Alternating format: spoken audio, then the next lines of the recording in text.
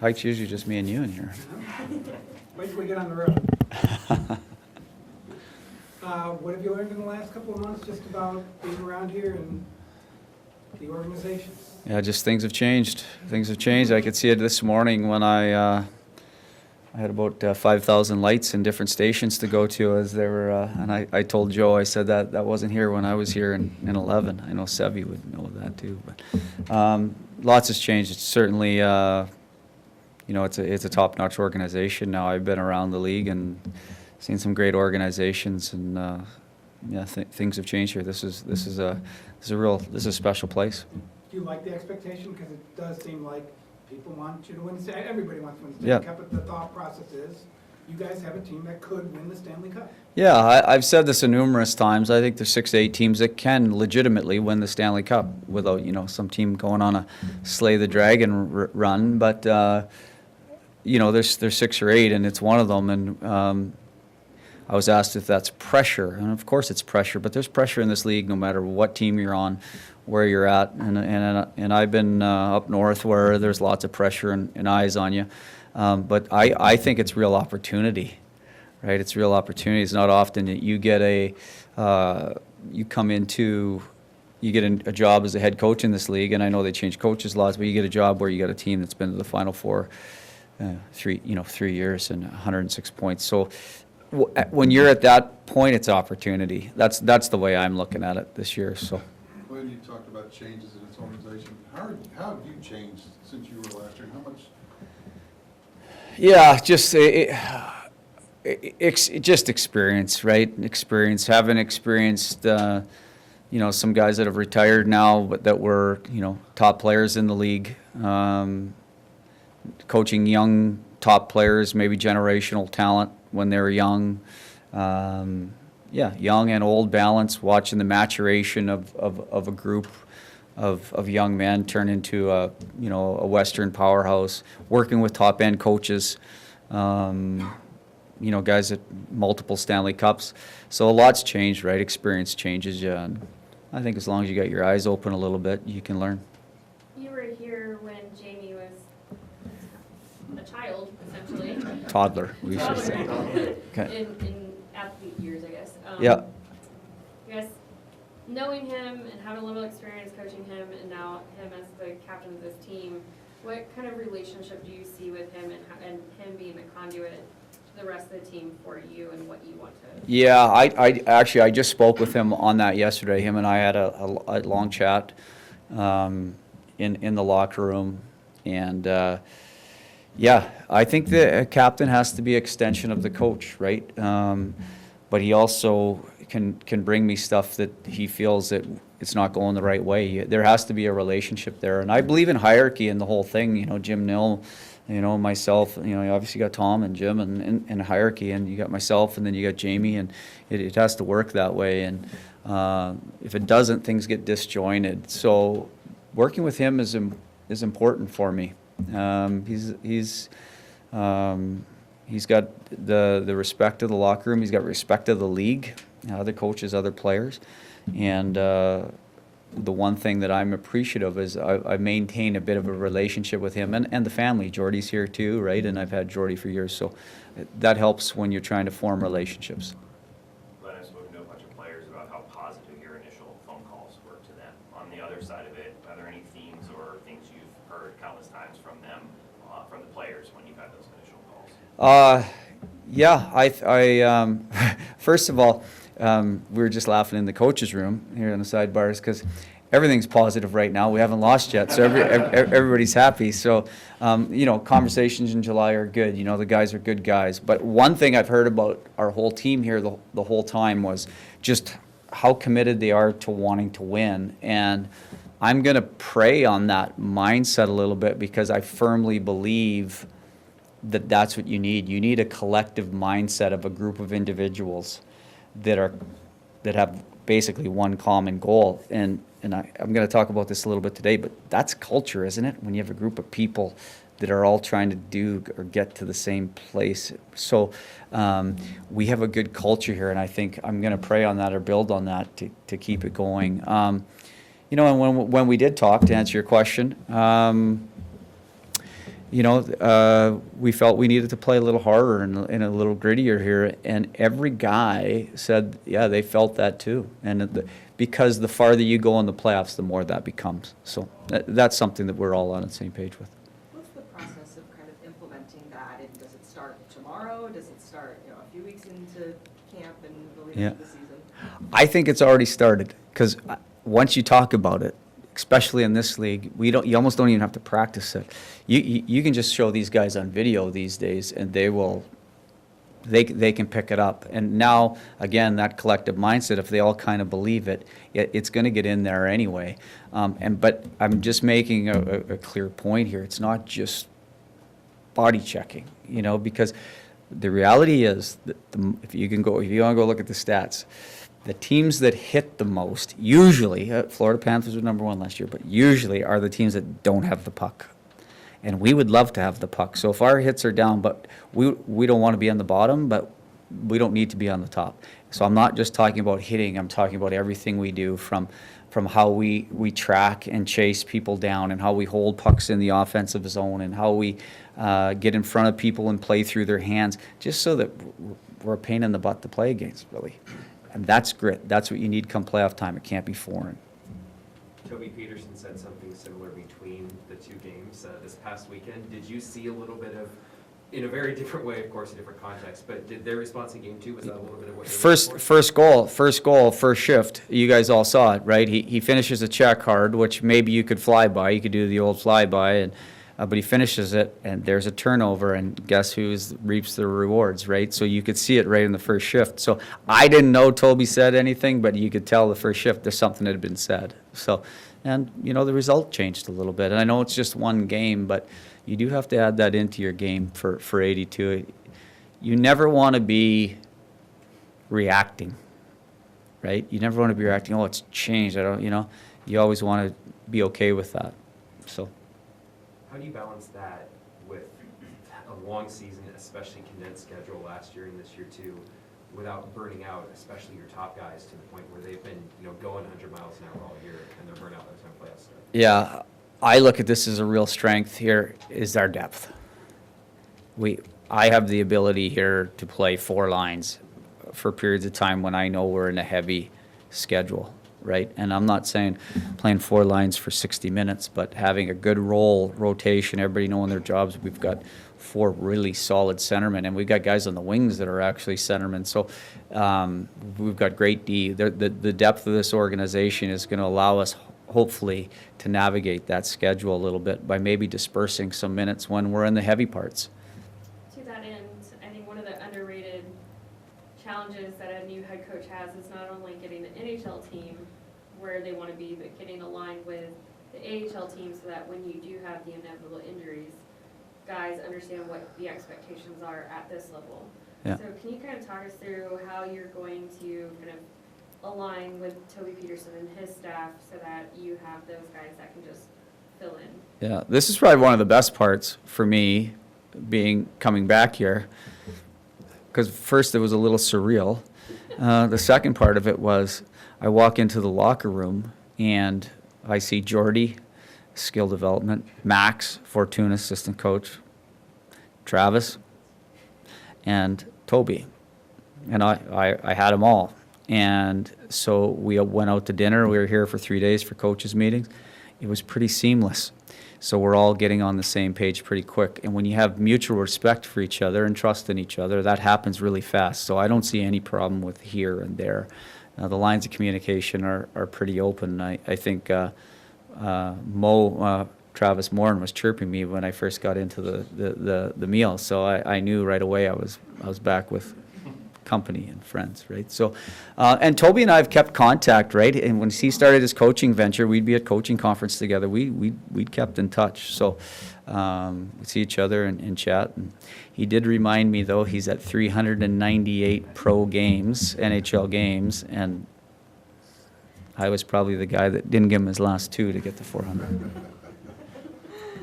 Contracts make a roster a lot of times, especially for opening day.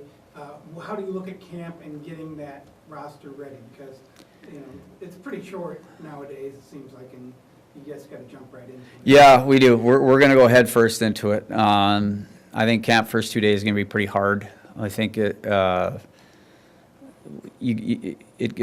good to set a tone. So for me, the first couple days, we want to lay down what we're trying to do. And then when I look at the roster, you know, in my conversations with some of the players, I really don't care. I'm not married to I have to be right on the roster or who's playing with who. I will move things around until I get the best combinations. That's the reality. We're here to win. We're not here to do anything else. We're past that point as an organization. Who plays with who does this, who does that. We're here. We'll put things together that make sense for us to win hockey games. Period. When you So look at lefty righty as far as D, and then it seems like you have a hole on the left side that a right-hander might have to play on the forward group. yeah, and I love it because the way we play, a lot of times it is easier to be on the opposite wing, and I do want to possess the puck a little bit more. So just some of the stuff we did actually in Edmonton where we would bring pucks back a little bit and hold on to things rather than always just playing forward. It's a lot easier, especially in the neutral zone with guys that are on their offside. So any of these players that would love to play the offside, I'm 100% for it. So if I got a guy there that we have to put on the, there's things that we can give them to help them. What's your plan, Gully, over the next couple of weeks? You talked about 2 days being hard, but you have 6 preseason games. What do you want to accomplish over those 2 weeks or so? Yeah. I just want to lay down the foundation. We are going to change a few things with systematically the way we play. And so I just want to make sure that I believe in instinctual hockey. I believe in road hockey with a structure. And when these guys playing within their structure can be instinctual, they're at their best. We got to get instinctual right away. You look at the first 2 games, you know, we're running through Winnipeg and in Colorado. So I want these guys on instinct right away, on instinct and intensity right away. So that's the foundation. We got to lay it down so what we're changing, that it's not foreign and they can play it without thinking. You've obviously talked about being with all the good players. I mean, Mikko, last year, 3 different teams, had a solid playoff year. What do you see in a guy like that that gets a fresh start, gets to start fresh this year? Yeah, it just so settled. I think with the topsy-turvy that he was on, I mean, he put me on that roller coaster. I said to him the other day, I was really happy when you got traded to Carolina because you got out of you got into the East, and then I got really sad because you were in Dallas, and because I didn't want you back in the West. And then I said, then I got to coach Dallas, so now I'm happy that you're here. So, but he was on that. He was on this, and I think getting him settled in, everybody's here. I think that's way better. And he's a guy that fits a little bit of how we want to play too. Well, he fits anyone's way to play, but he likes to hold pucks and possess pucks and big body and bring things around and make plays. So some of the little adjustments will fit him just fine too. I think he's going to have a great year. Jim talked about younger players, I think you did earlier in the summer, but younger players needing to fill some holes and something that could define the season. Is there any communication for that between you and the players, or is it just play your game and let's see what happens? Yeah, you know, I know who you're talking about, so I'll just tell you, like Nils and Borky, I told them both, I'm giving you an opportunity here. I'm giving you an opportunity, what I see from watching them, I think there is real upside to those guys. And actually, you need internal growth on your team when you lose players. We lost players here. So at the end of the day, you need internal growth, and they're ready to grow, in my opinion. So I'm going to give them an opportunity here in camp to see what they can do, because that's really what pushes it forward. And not only that, you need some young juice in the room, right? And a young player comes in and he's feeling it and he's playing good and he's helping the team. It brings energy. And this schedule, you need energy, and maintaining energy is important.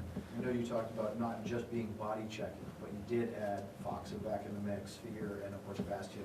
Are you encouraged to have a little bit of extra size for your group? Absolutely, yeah. The size of that, fourth line blocker, but included at the end of the day, there's be more emphasis on a role for them a little bit. And what I love about that bottom portion of the roster is everybody has a piece of the pie. We're going to have everybody has, the top guys are going to touch the power play, and the middle guys are all going to have PK. And when you have a team, then you want everybody to have a little piece of something that they can grab hold of, and that's their thing. And for me, I like that about how balanced we are. This roster construction for me is tremendous. Do you think it keeps them more engaged when you can spread that around, like you said, those little pieces for specialty teams and other roles? Yeah, and then internal competition helps too. These guys are competitive. They're competitive. They're not here because they're not. They're competitive. They're competitive if you're playing ping pong. They're competitive. So even the internal competition, it can drive it too, and that's what you want. You mentioned the juice that the young guys can bring. Jim was mentioning the energy in the dressing room since you've arrived. Is that something you are focused on trying to bring that high energy and enthusiasm into the group here? Well, I can tell you for sure, it's hard enough to win if there's no energy.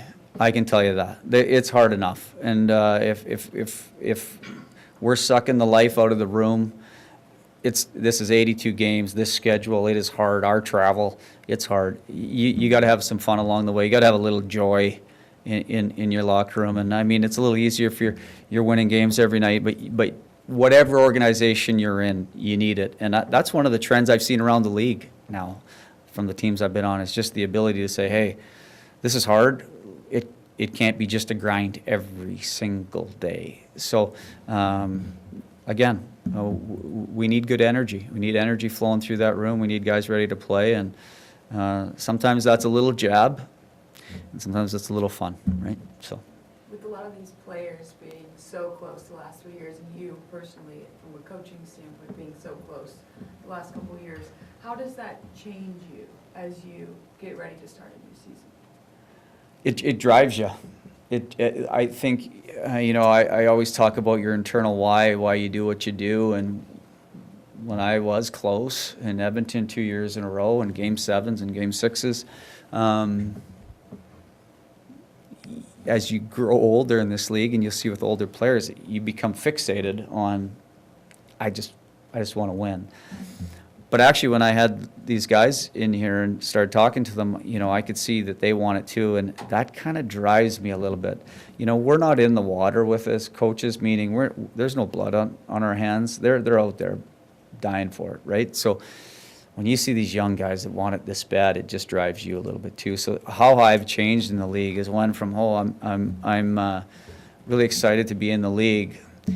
Now I want to win the league. Right, and I want these guys to win the league, and I'm going to prey on that in there, because I can tell they have that collective mindset to do it. Loaded question, but would you consider this season a disappointment if you guys don't place the cup? No, I wouldn't. I wouldn't, because I know how hard it is to win, and I know that so many things have to go right. So many things have to go right. One post, one crossbar, one save, one penalty, one trip, and you could not win, or you could win, and it's hard. I wouldn't say that at all. I wouldn't say that at all. I think even coming from it, and this is where I come from, losing in a Game 7, 2-1, it's hard. It was one of the hardest things personally that I had to watch these young men go through, but after a while, you realize it is still an accomplishment. It's not everything, but you push the limits, or at least you touch the ceiling a little bit, right? So the goal is to push it over and to get there, but you can't judge yourself in this league, or once every 30-some years you can think of yourself as okay, right? So. One more thing on Mikko. Jim mentioned his leadership capabilities too, or something that maybe we don't always see on the outside. What have you seen from that, and have you looked at the leadership group and the letters in general about are those going to stay the same, or would he maybe wear one? Yeah, I'm not too concerned about letters. I'm inheriting guys that had letters. I'm not in here to, it would be naive of me to say, oh, I know who the better leaders are. And so that'll all probably stay the same. But I can tell you that I've formed 2 leadership groups here too, that I want to rely on some of these veteran players I had. In my first discussion, my second discussion with Rance, you can tell that he thinks the game and the parts around it at a very high level. And I liked a lot of the things he said. So yes, I am going to lean on him a little bit too. This guy's a bit of a worker. He's a bit of a soldier. So he's and he's an elite mind and player. So you got to use it. All set? Thank you. Thank you.